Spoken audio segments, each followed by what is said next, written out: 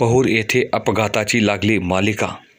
गेल्या 8 दिवसापासून पहूरसह पंचक्रोशीत व परिसरात सतत अपघात होत असून पहूर येथून अवघ्या 2 किलोमीटर अंतरावर असलेल्या संगमेश्वर महादेव मंदिराच्या समोरच पहूर शेंदुर्णी रोडवर डिव्हायडरला जोरदार धडक देत आयशर इकोमेंट MH28 BB 5992 या गाडीने डिव्हायडरला जोरदार धडक दिल्याने कपाशी भरलेल्या या आयशर पलटी होऊन झालेला अपघात दिसत आहे, तर रस्त्यावरील डिव्हायडर दिसतच नसल्यामुळे अपघात झाल्याचे सांगण्यात येत आहे।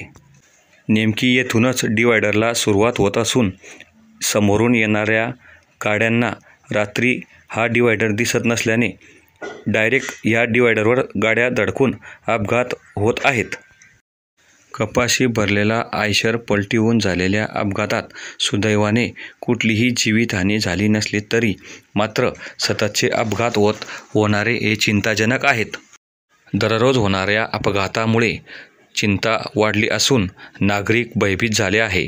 रवींद्र लाठे, RL न्यूज, पहूर, तालुका जामनेर, जिल्हा जळगाव।